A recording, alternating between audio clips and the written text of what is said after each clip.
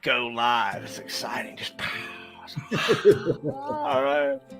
Oh my gosh. Yeah. We're live, everybody. Oh my gosh. I'm here with Ernie Thornell, everybody. We're going to have a great time tonight. Yeah, I'm gonna talk about a few things, and we're gonna get to interviewing here. Look at that, man! I love you, dude. So you look so good, man. You do. You look so friggin' good. Dude, it's been it's been a hard day for me. It's a hard year, man. But we're gonna have a good time tonight. We're gonna talk to Ernie. I want to share something with you. Remember, let me turn this down. I'm going to put Ernie away. See you, Ernie. And it's just me and you for a while. And I want to share with you this right here. Where is it? My screen. There we go. There we go. Right there's what I want to share with you. That's what I want you to look at. There is a name, Kadelka, that is right there, buddy. Oh, I love you, buddy. I love you. Thanks so much for reaching out and sending us your hard-earned cash, man. I love you. Senior donor Archer, you got promoted, man. You got promoted, buddy. Thanks, man. I appreciate it. And Lane, our newest master-rated donor. Dude, you're the man. I love you. Thank you. Thank you. I appreciate all of our donors. Joe and I couldn't do it without you. This is about sponsorship. This is like how we're doing Ernie tonight. Somebody said, Ernie, you got to do this, right? And so, yeah, you get sponsored, right? And you come and I just want to hang out with you. And thank you. I appreciate all the support so much. Look, we're here with Ernie, and let me see if I can't get all these. I got all this stuff open, man. It's like I'm my own TV producer. Sometimes it's kind of funny, you know. I got a TV producer with no audience, you know. Nobody's watching. It's just me. But I'm here tonight with Ernie Thornell, Heroes Live. So what's up, Ernie? How you doing, man? Good, Will. How are you? Dude, it's been a rough day for me. I'm honest with you. I've had a lot of thinking today. So it's been one of those kinds of days where I wasn't doing any physical labor all day. We've been doing a lot of that lately, but today I just kind of didn't do anything. It was a rainy day. I stayed in, wrote a lot, practiced my banjo. That was fun. Yeah, and just kind of got ready for tonight. I'd stalked your Facebook page. Man, you don't have enough pictures on Facebook to do anything with. You got like 7, you know. You got like 7, so the Army kind of spoiled me on the Facebook. Yeah, I get it. So where are you currently at in the world? Tell me about what part of the world are you in? Custer, South Dakota.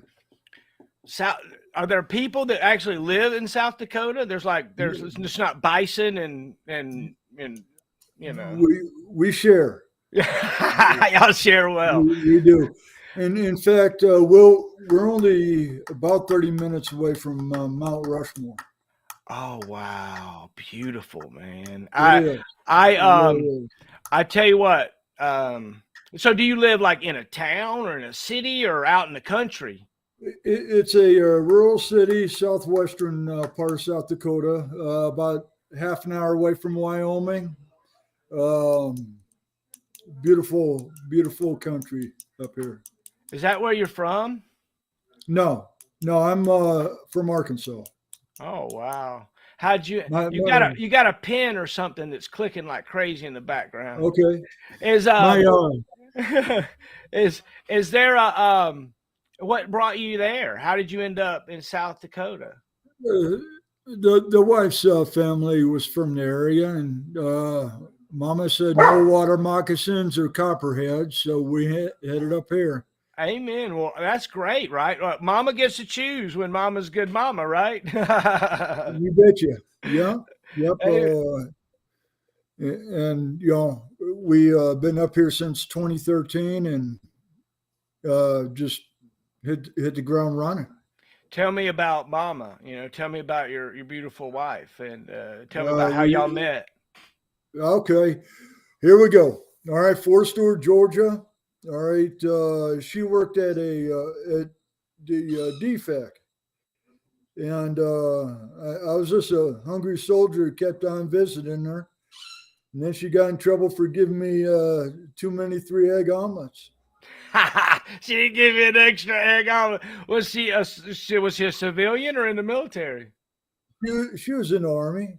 Oh, I love it. I love it. And Ooh. we met back in 95 over there. Oh, that's awesome. So she mixed you up a special omelet to the point where she got in trouble? Really?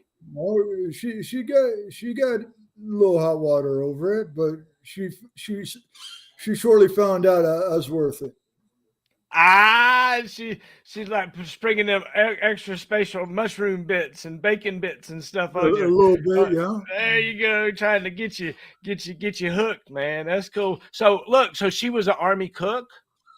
She was an Army cook, yeah. Oh, yay. So what's your favorite dish that she makes now?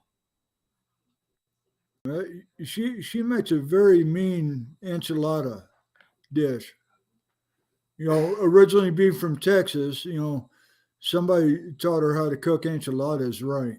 So Amen. they're good. Oh, that's cool. That's cool.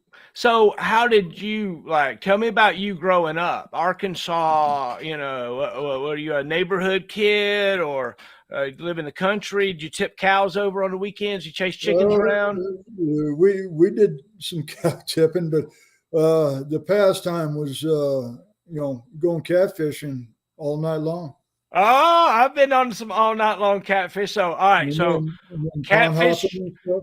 catfish Charlie or liver? What's your favorite? Oh, chicken liver from the grocery store. There you go. Yeah. Yep. And then you get into the bass ponds, they got bass as big as us down there. Oh, wow. Wow. So, if you're a bass fisherman, what are you throwing? Like, I'm a plastic worm guy. Well, I thought I was a fisherman until I got up here, and now I'm trying to figure out how to catch walleye. Oh, yeah. See, They're good tasting. I bet. That's like lots of deep rigs and trolling and thermoclines and Yeah, yeah, yeah. it's kind of weird, right? It is, and I'm still learning all the ins and outs on that. But I'm an old Republic guy when it comes to the bass. Oh, The wow. lures. Rapala, huh? Wow. Yeah, That's all. Yeah, that's classic, right? That's a classic lure. That's a you classic bet. lure. Tell me about your animals. I hear a dog in the background. Tell me about your pet. I'm a hound dog guy, so I got a couple basset hounds. Oh, yay, right? Aren't they the coolest, right? That's the coolest They're dog. the best. They're the best. Big old Oh child, the yeah. long floppy ears. Oh, you bet.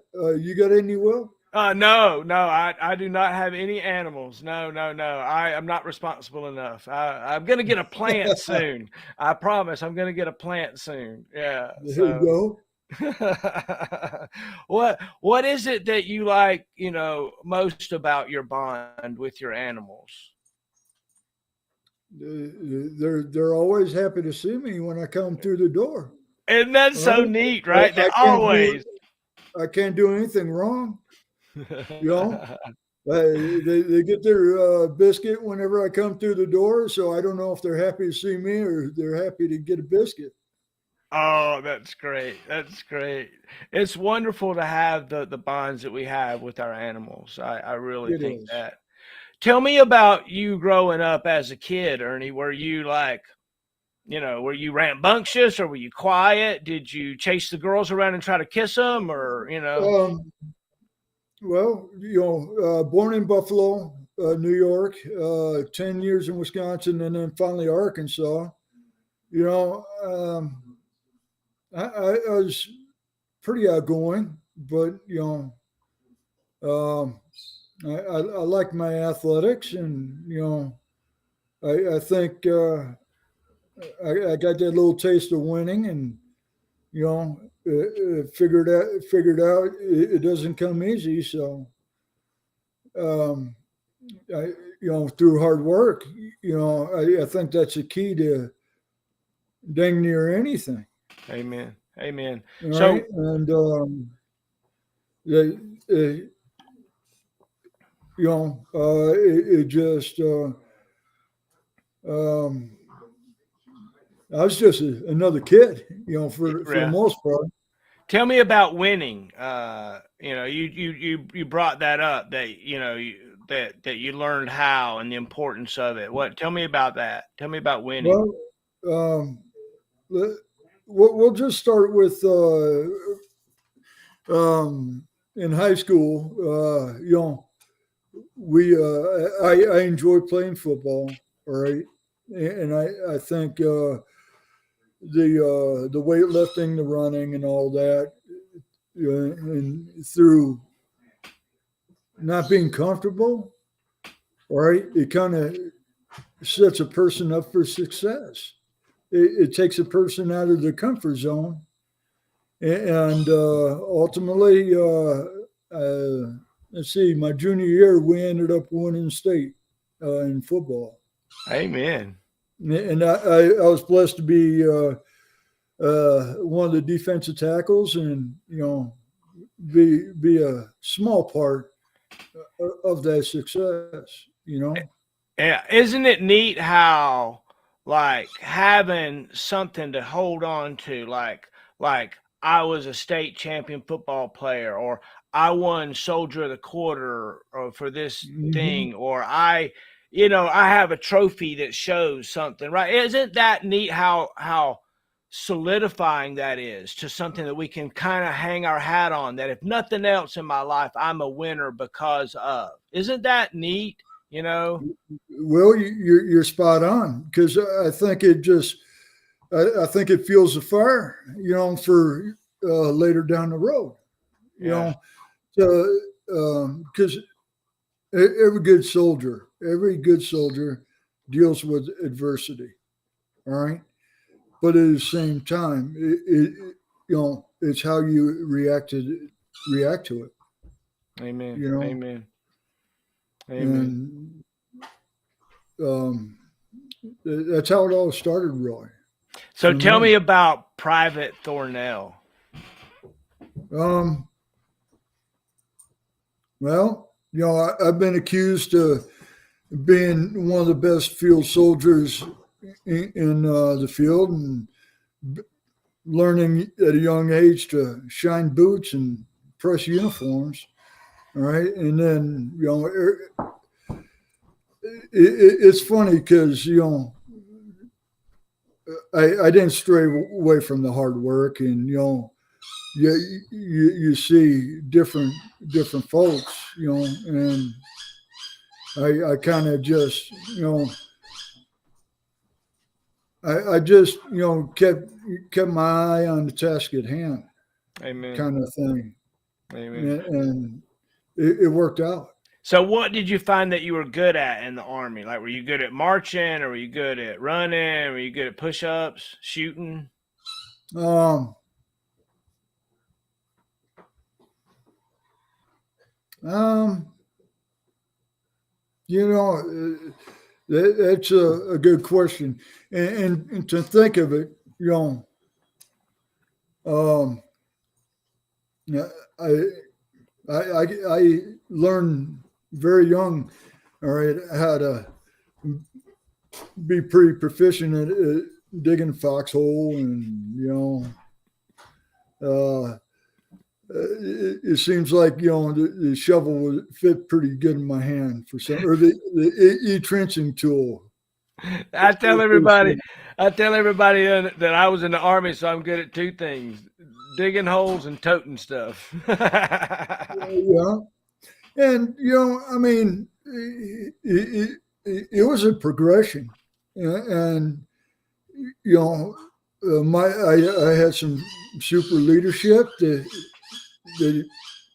didn't get frustrated with me. Right?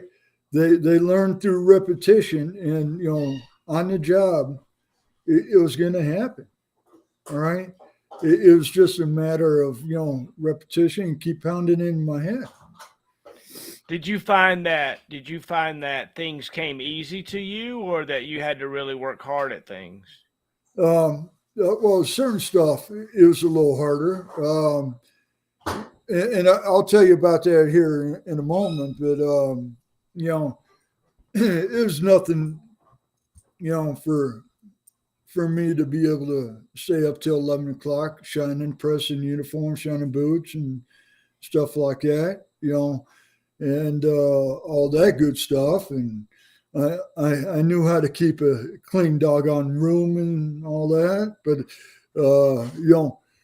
um, as I was starting out, I was a dismount off a Vulcan. All right, as a Stinger. Stinger Under And Armour. I was Under Armour, and uh, I grew to like that 20 millimeter Gatling gun off of that doggone thing. So I was able to bleed into the operation of the gun, and to include being proficient as Stinger dismount and all that good stuff. And that's something that they smiled upon. And Amen. I think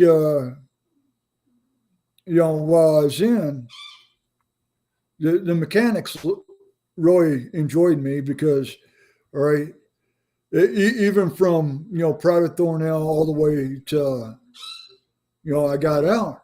All right, there better be an operator right next to a mechanic. All right, fixing the equipment and learning the ins and outs of the machine. Just to share the information, share the knowledge. So, what was your You know, favorite part of the Vulcan? Did you like loading the rounds, or did you like, shooting the gun, or did you like uh, doing the maintenance? I enjoyed the maintenance. All right, and I was still a little too young to be part of that gun crew. All right, so what happened is I was getting, I think I just made PFC. All right, we transitioned from Vulcan over to the Bradley linebacker, or no, the Bradley, and then the Bradley linebacker came in a little bit later, but they gave me the opportunity to switch over from Stinger to the Bradley, and from the Bradley, all the way to about 12 years later, I was a driver, gunner, TC on the Bradley. Oh, that's awesome, isn't it? It Right? is, Oh, wow. The power that and you have on that. So oh tell yeah. me, tell me about the first time you drove the Bradley. Did you enjoy it? Well, it's funny. Well, you wouldn't think 32 tons can float, all right, but you can. There's the bilge pumps and all that. They took us out to one of the ponds over Fort Stewart, and we crossed the doggone pond with the Bradley. Was that scary? Did you wear your life vests and stuff and sit up on the edge? No, no. They made sure we were ready to swim if needed, but no problems there. All the Bradleys floated. All right, but it's just hard to fathom that a tank can cross a pond or something like that. Yeah, it's scary. The SP Vulcan could float too, and we did it one time, and that was Did scary. you? Yeah, that It's a was. little spooky. I remember, I never could figure out what the bilge pumps were for until we were just about ready to go into the water, and then I figured it out real quick. Yeah, because let me tell you something. They floated like the Vulcan floated, but there was enough water coming in. It kept that bilge pump busy.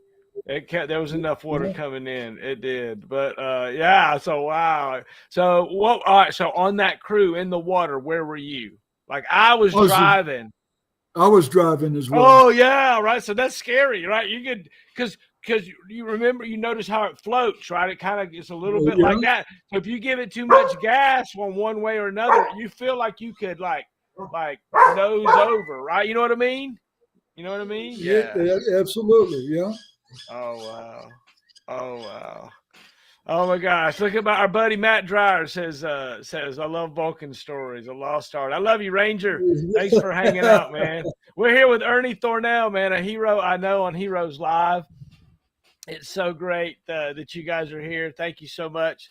Uh, so Ernie, tell me about like becoming a sergeant. Was that something that came easy to you? Was that something No, that you worked at? it took a lot of effort for me, just for the simple fact. I I ended up having to go to the board 4 different times for the promotion board. They prepped me through the soldier of the quarter board and everything, and 4 times I went to the E5 board, and you know, it was it was a development for me where I had to I had to step up. All right. So If I wanted it that badly, all right. right, I'd have to calm down my emotions, all right, and let my knowledge show through. So what was hardest for you to do in that? You say you had to calm down your emotions and let the knowledge because I mean you obviously, know how to do it. You obviously go through the training like everybody else. What was your hardest part in that? You know, I think the hardest part of that, you know, I knew all the first sergeants. I knew the battalion CSM. All right, they knew me, and it was conveying the information, the knowledge that I knew. All right, and swallowing down all the nerves and just go out and execute what needed to happen. Yeah, it's wild how we can know what to do and we can do it, right? We can have all the information and we can maybe write it down if we have to, given some time. But those boards that they send us to for promotion and things, they're Mm-hmm. they are for a very specific skill set of people. Like I was great at them. I like stand up and tell you, ask me questions, blah blah blah blah blah. I could just do it. It just came natural to me. There are so many of us that it doesn't come natural to you, like you, Ernie. You're like, hey, it was tough for me. I had to practice a lot. I had to learn. It's not that you can't do it. It's not that you weren't doing, but there were certain hoops in those days and continue now that keep us back sometimes from, many times. One of the things I wish I could say as a leader, I wish I could sometimes like literally sponsor somebody. Say, look, leader up here, you may not know, but this person needs to be promoted and we can do some alternate board process. We don't have to make them stand a certain way and say a certain thing in the moment.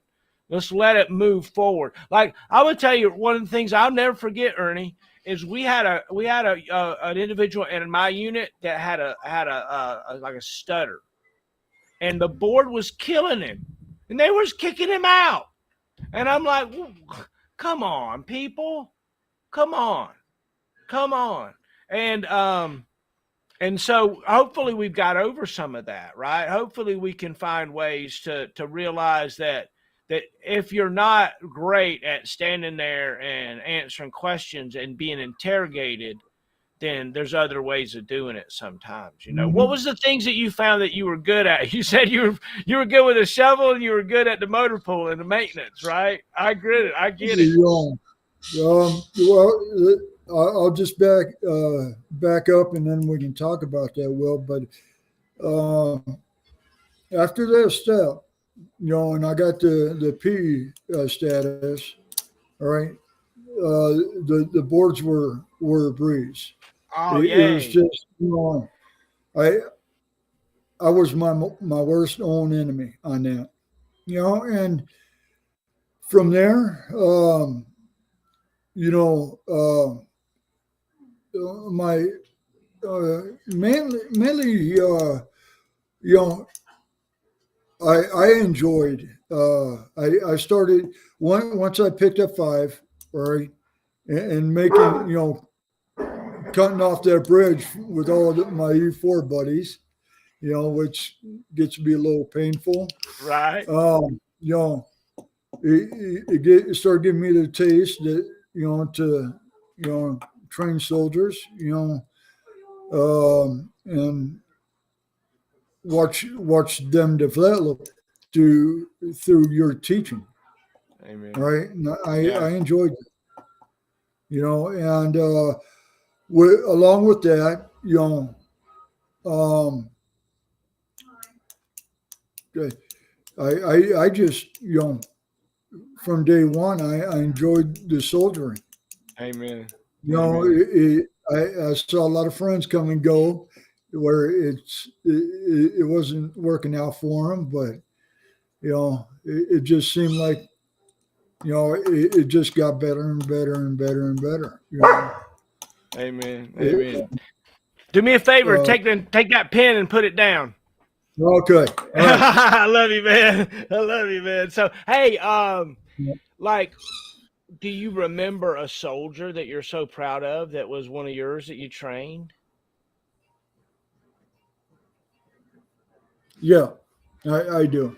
Tell me about it. All right. Okay. So we fast forward a little bit after a couple tours in Korea. I ended up in Fort Carson, Colorado around 2000 and late 2001.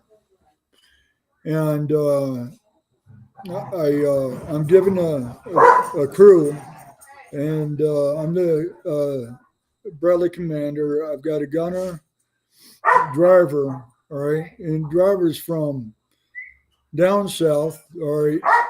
His name was Marcus Ferrando, all right, and we kind of fed off each other well, because he loved soldiering, he loved it, all right, and his PT was a struggle, and then come to find out, all right, he had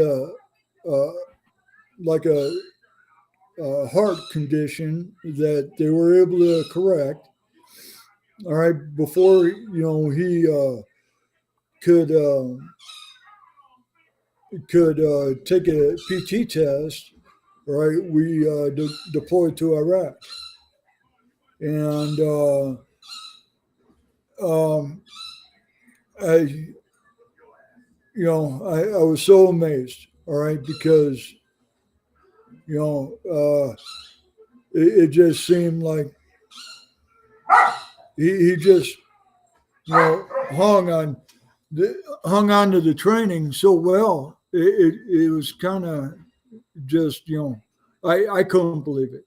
All right, but it just he loved the soldier just like me.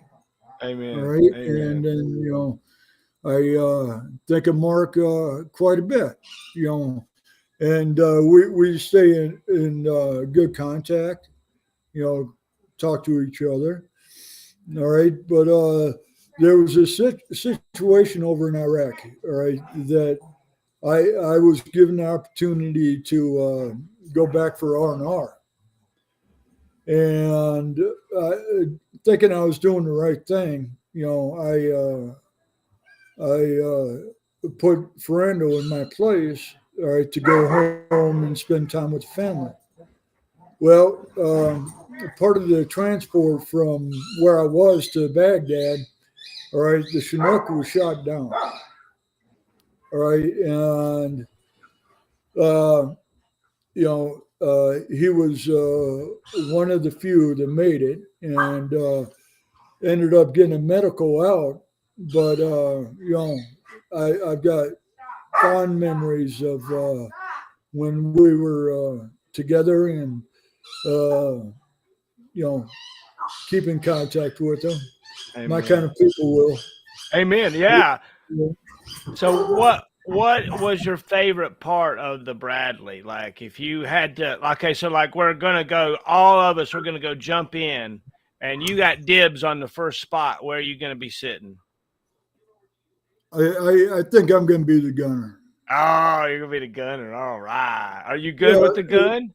Well, what I could manipulate the 25 pretty good, I and love it. Yeah. you know, I had you know, I, I had a little fun with my gunners. You know, whenever they would jam up the gun, and you know, I show show off a little bit, but I knew the gun fairly well.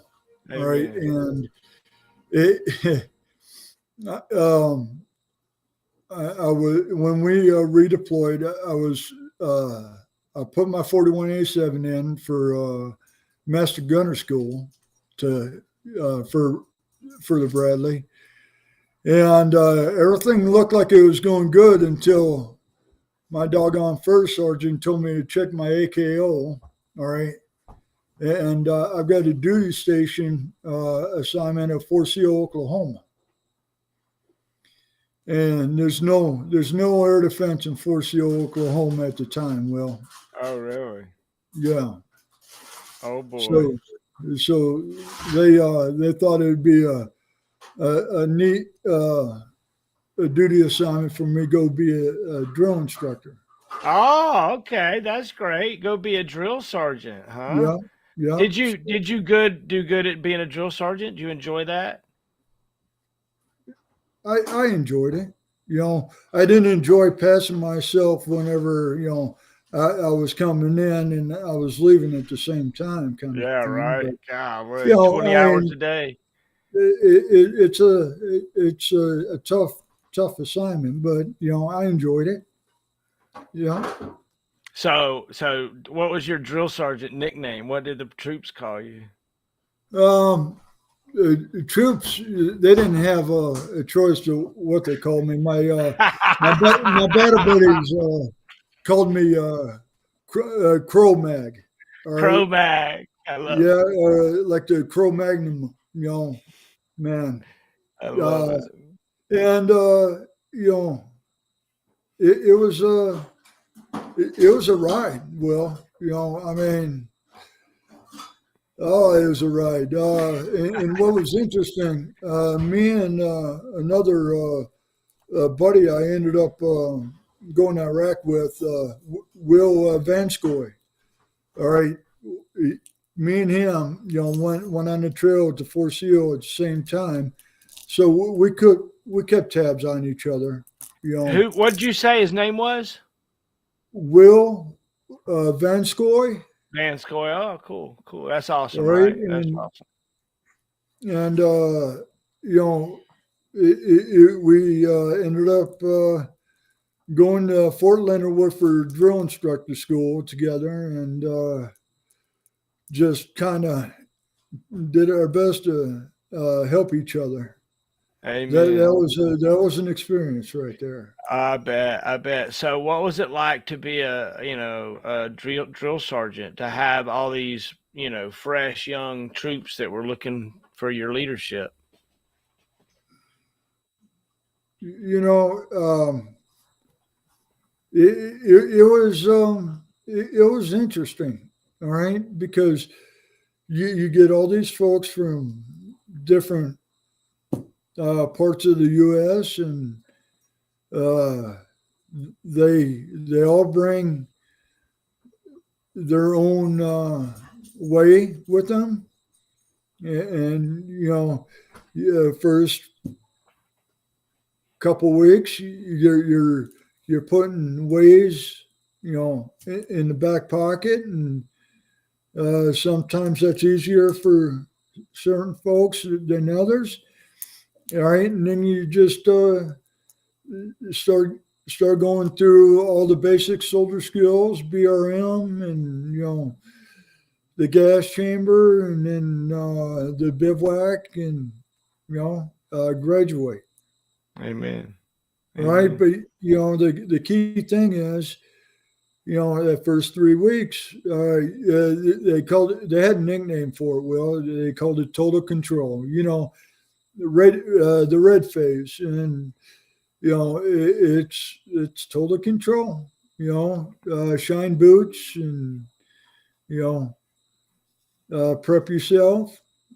For the next day. Amen. You Amen. So, in the evening, and then do the first aid, or and all that. You know, I'm sure it's altered a little bit since I've gotten out, but I'm sure it's somewhat the same. so like, is your drill sergeant hat and your drill sergeant belt something that you treasure? Well, every now and again I'll look at it, and it's a little dusty right now, and it's funny. All right, I've got one on the wall that it has all the salt on it and all that, and then I've got my other one. My dad was pretty impressed with what I was doing, and he had a beautiful cherry hat press for me for the dress hat, and Oh that one's wow. still in there, you know. Oh, And that's great. it, you know, uh, but I look up to it and kind of smirk, and you know, it's funny because nobody would have ever thought it, will, but it's just amazing looking up at it. Amen. Good memories. Yeah, yeah. What well, what do you remember most about being a drill sergeant? Was it the early mornings, or taking care of your equipment, or having soldier problems? What or was it? Um,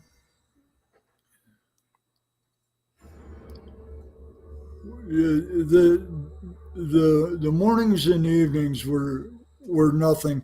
Uh, it was it was looking each and one every one of them in the faces. Before PT. All right. Uh, it was just amazing seeing the bay just full of soldiers. All Amen. right.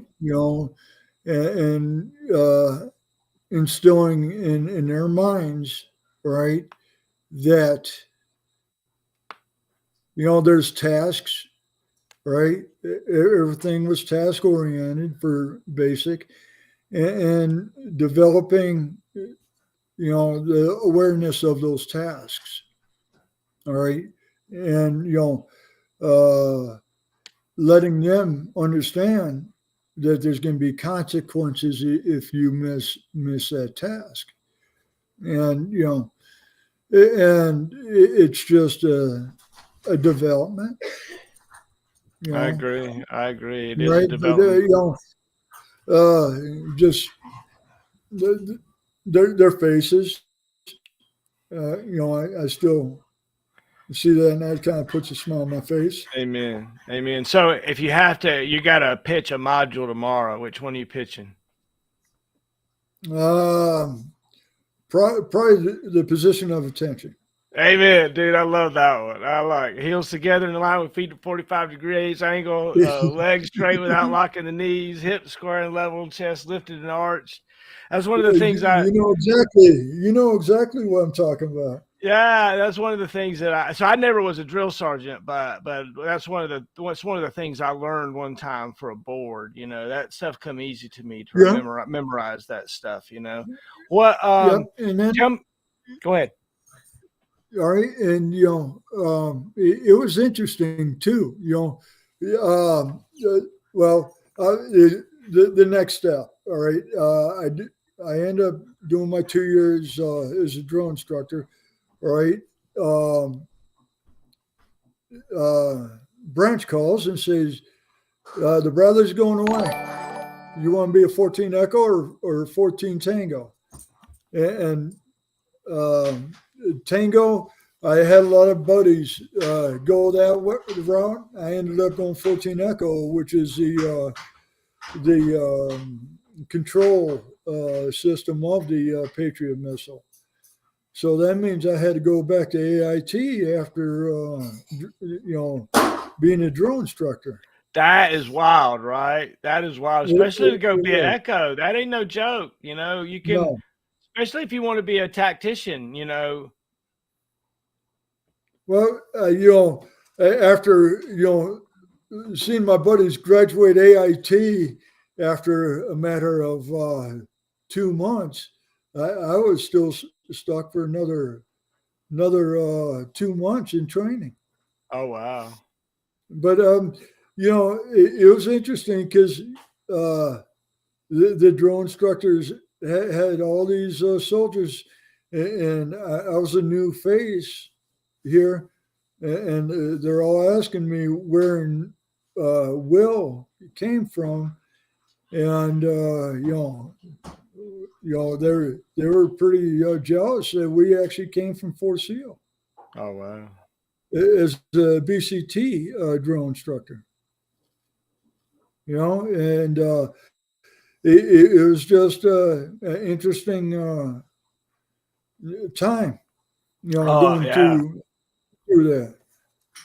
Oh, yeah. So what was echo training like? That's a whole different world. It is. We still had like the crew drills and combined tasks that we had to develop, and then going into the doctrine of Patriot. All right, all the way from lockstep from you know um, employ to initiate the programming, troubleshoot the hardware and software, and then after that they touched on the tactical piece of the Patriot command and control, and by that point, I ended up coming on the list for 7, and end up starting out, you know, with the soldiers. They're rejoining the service, the army. All right, they call them the transitions, either Right. to the 14 Echo, 14 Tango. All right, and then ended up going to S3 after that. All right, and then when I started getting involved in the S3 and understanding the mission, all right, they found out that I was coming from where they were going with the BRAC, so I was able to help with somewhat quite a bit of the coordination, That's being awesome. part of the S3. Yeah, that's awesome. So you were helping move from Fort Bliss to Fort Sill. Yeah, That's and be cool. part of the Fire Center of Excellence. I love it. I love it. Yep, and then that was a strange time too, because artillery had some mixed feelings, but they didn't have much of a choice in it. Right. Yeah. They had to move over a little bit. It's a A weird, little weird, bit. weird marriage, right? Yep, and then before that, though, I was still we were developing training for the AIT students while we were still over Fort Bliss when I think it was First Armored that was coming in, and we had to do some sharing with them. Yeah, yeah. So you know Joe Benson. That's where you met Benson? Yep, Oh, yep, great. sure Tell me a enough. story. Tell me a story on old Joe, man. Oh, let me see here. Well, I remember I don't remember when we met, or I will, but I remember, he knew how to lead troops, and I'd see most of the instructors and the troops out there for that bivouac that last week, right? And you know, Joe, I was very impressed with how Joe moved those troops, Amen. over there, and I got to know him, all right. But at the same time, I wasn't, I was, part of the enemy in that S3 shop, though, too, Right. right? You were the Because bad guy. I had certain folks that I worked with, and I I ultimately the coordination of all the equipment and class 6 needed out there, class 5, class 1, the necessities of soldiering, and also have overwatch of the the bivouac operations. Did you say you know Sergeant Folks, Mongo? That name sounds familiar. I haven't Mongo, heard of Sergeant Folks. Is that what you said, Folks? it. No, I'm sorry. I'm sorry. no. I'm And sorry. then no,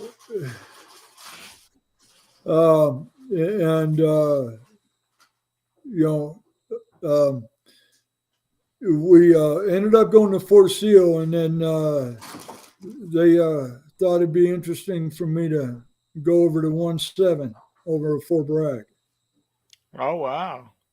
and that's where I finished up. But before I did, uh, they couldn't make up their mind if they were. I was a platoon sergeant for the Echoes, but the outgoing first sergeant was leaving, so Command Sergeant Major Gutierrez asked me to step in, and I got my battery. Amen. Yay. It was E7, Yay.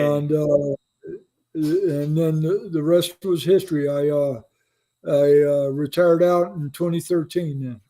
Amen, First Sergeant. Amen. Amen, First Sergeant. All right, it's really cool to stand up there every morning and call a group of people to attention, right, and to lead them.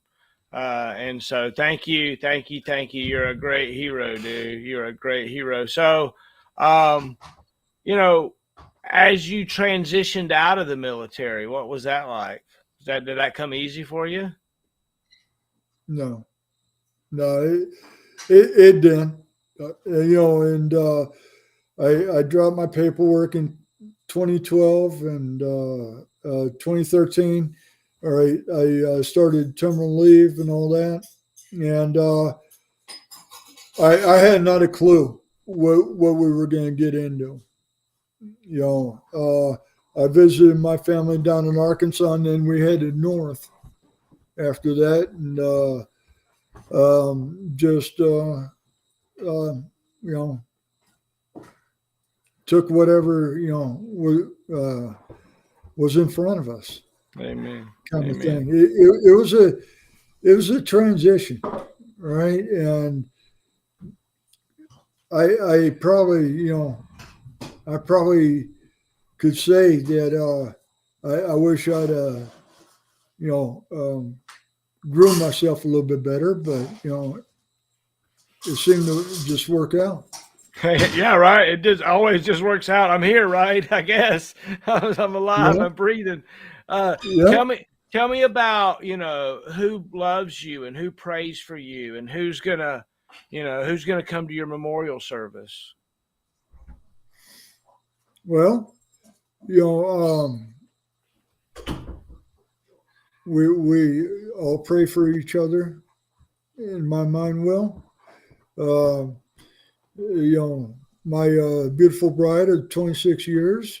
Amen. I see her walking around. Hello, beautiful bride. And then um, it's it's interesting because every day is like a lifetime, in my mind, and just want to help, all right, and do the best you can do.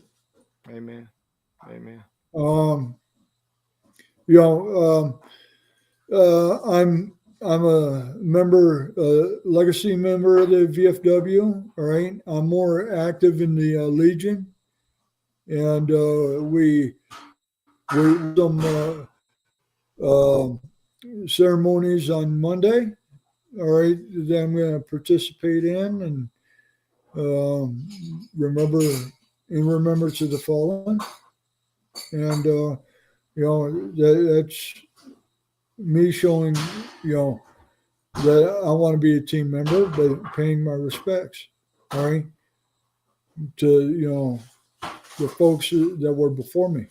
Amen. Amen. What's it like to, leave a legacy? What's it like to look at your offspring or your grandkids or those that look up to you and say, I was a gunner on a Bradley, I was a TC on a, I did some stuff, tell me about living that legacy. How did that go for you? We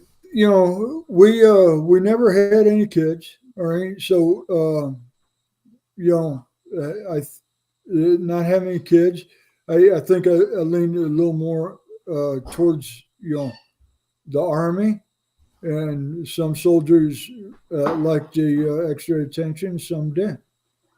All right, um, you know, I think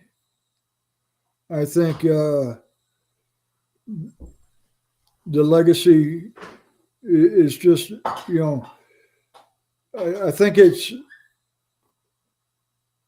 it doesn't stop after you get out. In my mind, you still have you know people you're gonna be a part of, to the day you die, Yeah, and that's how I see that. yeah, it's neat that you talk about that teamwork, right? Those teammates are what was all about, right? We don't when we're out there in the foxhole, it has nothing to do with a flag. It has nothing to No, do with Star Spangled Banner. It's about our buddies that are to our left and our right that somehow we got there together, and we're going to do our best to get out of this shit together too, right? absolutely, but what I've observed though, right, and that's one example, right. But individuals that are put into tough situations, all right, either a controlled environment or not, I think that's going to just enhance their uh, their capability to deal with adversity and um, character. Yeah, right. Amen.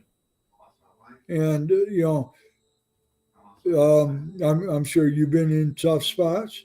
I've been in a couple, and I think we turned out pretty doggone good. Amen. So they say there's, tough spots, right? There's no atheist in foxholes. Tell me about your faith and what got you through the tough nights. Um, uh, I'll start with my parents. Um, I um, going to service with some dear friends up here. Um, got me involved in the Mountain View Baptist Church up here in Custer, and About 4 months ago, I was baptized, and Amen. Wow. Yay. um, I the faith was always there, right? That I had good folks and the higher power watching over me, and it, it wasn't you know um, I wasn't going to be able to succeed without putting in my level of effort though as well, Right. right? But somebody gave me the good brains and um,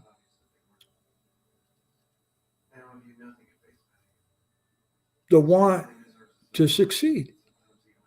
Amen. Right. That's so Um, awesome. but I you know, um, but at the same time, I wanted the I wanted for each person that I was ever involved in, right, to have the same thing I did, right, and everybody's different, but I wanted them to at least have that taste of success, right? So it could be addictive to them as it was for me. Oh my gosh. That's so awesome. That's so awesome. Thanks for sharing, Ernie. I appreciate it. We're here talking to heroes like Ernie on this Heroes Live, and it's so awesome to sit and spend a time talking to our veterans that have stories that have been there, that have had to duck and cover, and have had to return fire on the enemy, and have had to help their buddies when they've been down. That was laying there cold at night, wondering, is it too friggin' gay to lay next to my buddy and get warm? It's been that way. If you had to go back, Ernie, and live 1 year again and do it over, do it better because you just want to live the party again, is there a year or a thing you can think about? I'm doing that. You know, there, uh, I tell you what, I think what was probably the toughest training, for me, I was stationed over as Fort Stewart, Georgia, from '92 to '97, and you know, 24th ID, they trained, right? Being part of 18th Airborne Corps, and they meant business, right? But I don't think without that stepping stone, you know, I I I don't know if I'd have turned out the way I did. But I mean, I I tell you,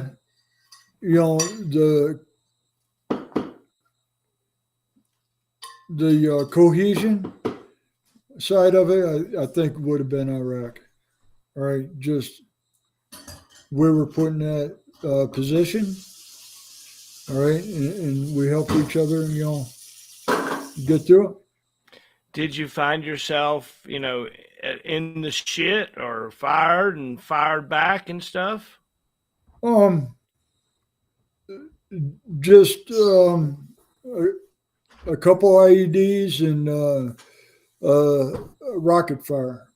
Oh You wow. know, we were a little bit early, and when me and Will Vanskoy were on the trail, third ACR was getting ready, to spin back up and go back over for OIF2, and they had more resistance.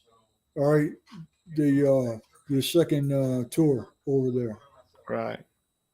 Right. and I had one of my a good buddy in the platoon. His Bradley ended up running directly over the IED, and as soon as it happened, it's hard. It's hard not to look in the direction of the impact, right? But Right.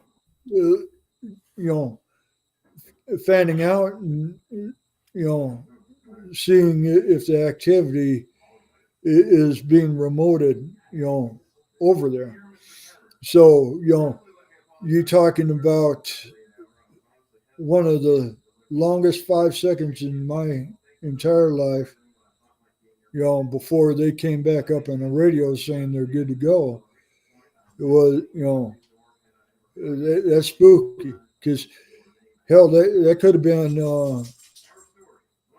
1 hour, 2 hour, 3 hours. Dead silence from the platoon leader trying to make contact with my buddy, Right. and um, you know another tough thing for me was stepping into that hospital room of my driver after the deployment. Wow. I bet. Right, and seeing his wife, and seeing him, he, he's doing well with his injuries, but that's something that just doesn't go away well. Right. Right. It doesn't go away for anybody. And but it really, I really enjoy hearing from him, and Amen. we talk to each other. So Amen. So as we begin to kind of think about closing this out and ending this time together, one of the things I would love it if you would do in your best drill sergeant voice, call us to attention, and then you sign out. That would be so cool if you could do that. You don't have to stand up. You can do it seated at the position of attention, just pretend. And one other thing I would love for you to do is to just share with me and share with anybody any insight that you've had that you feel like sharing that might benefit us or anybody that might listen to this down the road. okay, I'll start. I'll start with the insight, and then I'll give you the salute wheel. All right. I love it. Thank you. All right. The one thing I want to say, all right, it doesn't matter,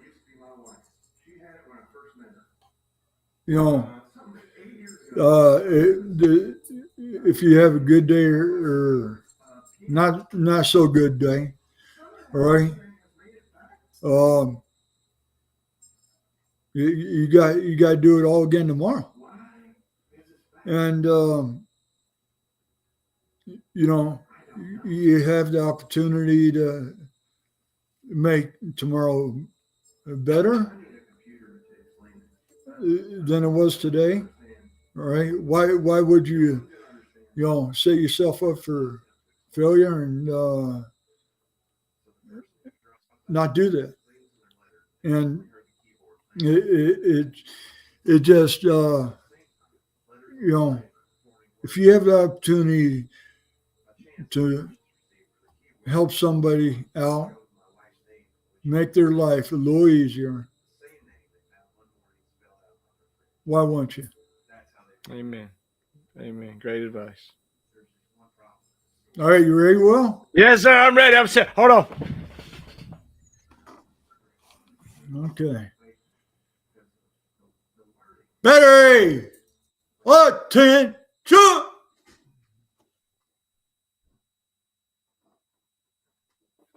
Oh, I love it. I love it. Thank you. Thank you. Ernie Thornell, everybody. Yay. Yay, yay, yay. It's so much fun, man. All right. Thank you. Thank you for the opportunity. Will. Oh, yeah, man. Oh, my gosh. Bye, everybody.